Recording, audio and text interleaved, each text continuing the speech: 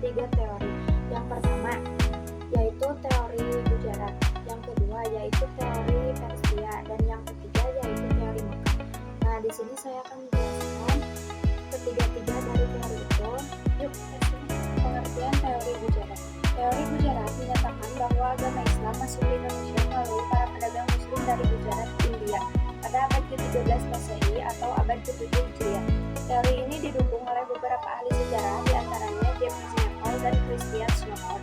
Beberapa bukti yang mendukung teori Gujarat yaitu 1. Snowford, 2. Tradisi penulisan, 3. Perjalanan Marco Polo. Christian Snowford adalah seorang orientalis Belanda yang sangat berpengaruh. Lahir pada tanggal 8 Februari 1857 di Oosterhout, Belanda, dan meninggal pada tanggal 26 Juni 1936 di London. Ia dikenal karena keahliannya dalam studi Islam dan bahasa Arab, serta perannya sebagai penasihat pemerintah kolonial Hindia Belanda dalam urusan pemilikan corak batu nisan yang ditemukan di Indonesia dengan batu nisan di Gujarat. Pemilikan ini dianggap sebagai indikasi adanya hubungan yang kuat antara wilayah Nusantara dengan Gujarat pada masa awal penyebaran Islam.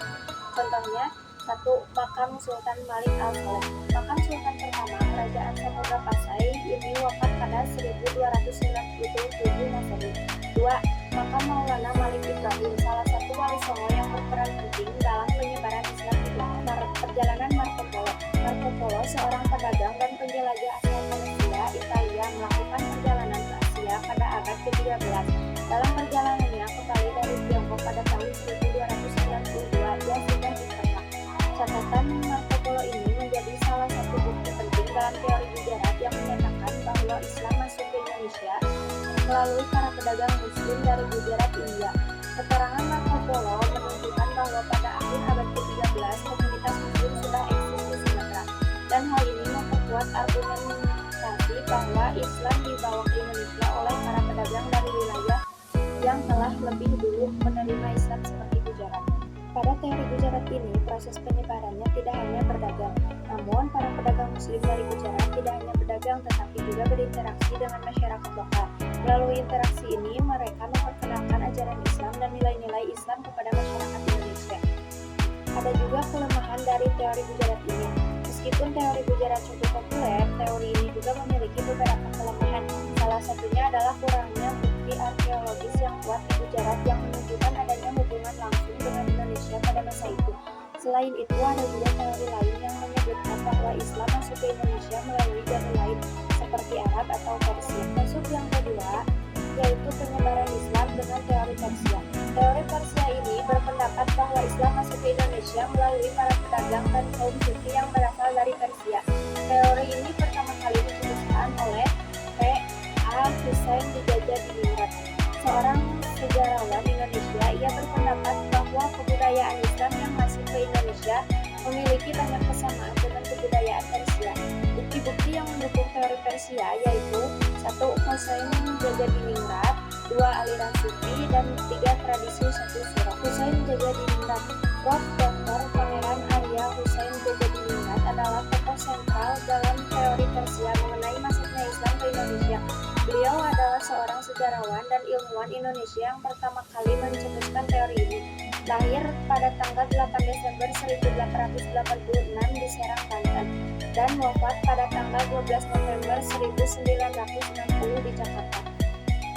Pendidikannya meraih gelar doktor di Universitas Leiden, Belanda pada tahun 1913 dengan disertai tentang sejarah Banten.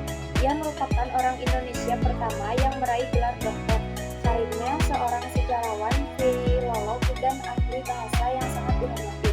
Ia juga aktif dalam bidang pendidikan dan kebudayaan. Syekh Sufi Jenar, atau yang juga dikenal dengan nama Sunan Jepara, adalah seorang tokoh sufi kontroversial yang hidup pada abad ke-16 di Jawa. Dia dikenal karena ajarannya yang sangat kontroversial, yaitu Wahdatul Wujud atau Manunggaling Kaula Gusti. Ajaran ini secara sederhana dapat diartikan sebagai bersatunya hamba dengan Tuhan. Intinya, dari ajaran Wahdatul Wujud adalah bahwa hakikat segala sesuatu adalah Tuhan. Alam semesta dan segala isinya termasuk manusia merupakan manifestasi atau tazali, yaitu penampakan dari Tuhan. Dalam tingkatan spiritual yang tinggi, seorang sufi dapat mencapai penyatuan dengan Tuhan, di mana batas antara hamba dan Tuhan menjadi kabur. Keterkaitan ajaran Syekh Siti Jenar dengan teori Persia terletak pada kesamaan konsep Wahdatul Wujud dengan ajaran-ajaran sufi yang berkembang di Persia, terutama dipopulerkan oleh tokoh-tokoh yaitu 1. Husain bin Mansur al-Hallaj, seorang sufi Persia yang hidup pada abad ke-9. Ia dikenal karena ucapannya yang kontroversial, "Ana al-Haq, akulah kebenarannya," yang diinterpretasikan sebagai pernyataan persatuan dengan Tuhan. Ucapan ini menyebabkan ia dihukum mati. Yang kedua, oleh Ibnu Arabi, seorang sufi Andalusia Spanyol yang pemikirannya sangat berpengaruh di dunia Islam, termasuk di Persia. Ia mengembangkan konsep Wahdatul Wujud secara lebih sistematis. Tradisi satu suro dalam teori Persia membahas tentang kemungkinan pengaruh kebudayaan Persia Iran terhadap tradisi-tradisi yang berkaitan dengan bulan Muharram atau suro di Indonesia.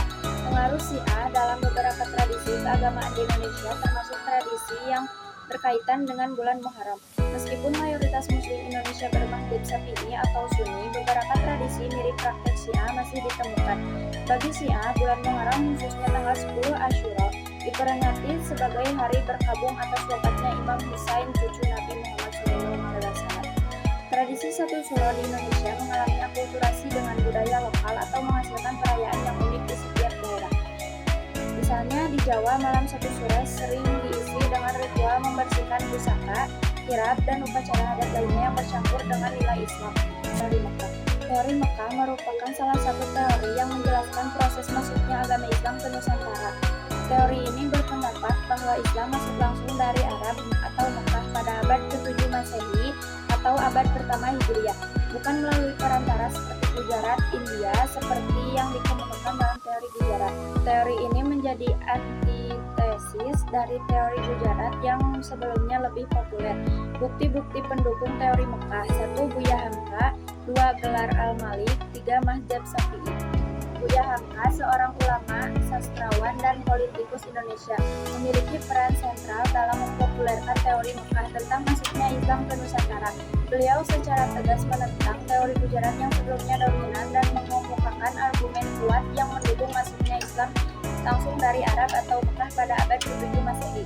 Gelar Al-Malik menjadi salah satu poin penting yang sering dikaitkan untuk memperkuat argumen bahwa Islam datang langsung dari Arab pada abad-abad awal Hijriah atau abad ke-7 Masehi. Gelar ini yang berarti raja atau pemimpin, digunakan oleh para penguasa kerajaan-kerajaan Islam di awal di Nusantara, dan keberadaannya dianggap sebagai indikasi pengaruh langsung dari tradisi dan budaya politik Islam di Timur Tengah. Mazhab Syafi'i. Mazhab Syafi'i memegang peranan penting sebagai salah satu bukti yang kuat mendukung argumen bahwa Islam datang langsung dari Arab pada abad ke-7 Masehi. Mazhab Syafi'i yang merupakan salah satu dari 4 mazhab fikih utama dalam Sunni dianut oleh mayoritas umat Muslim di Indonesia. Kesamaan mazhab ini dengan yang dianut di Mekah dan Mesir pada masa awal Islam menjadi landasan penting dalam teori Mekah. Mazhab Syafi'i didirikan oleh Imam Muhammad bin Idris Asy-Syafi'i, seorang ulama besar yang lahir di Gaza, Palestina pada tahun 767 Masehi dan wafat di Mesir pada tahun 820 Masehi. Mazhab ini dikenal dengan metodologinya yang moderat dalam menggali hukum Islam, menggabungkan antara Al-Quran, hadis, ijma atau konsensus ulama, dan qiyas atau analogi. Mazhab Syafi'i menyebar luas ke berbagai wilayah di dunia Islam, termasuk ke Mesir, Yaman, Afrika Timur, Asia Tenggara, dan beberapa wilayah lainnya. Pada masa awal Islam, Mekah dan Mesir merupakan pusat-pusat keilmuan Islam yang penting, dan mazhab Syafi'i berkembang pesat di kedua wilayah.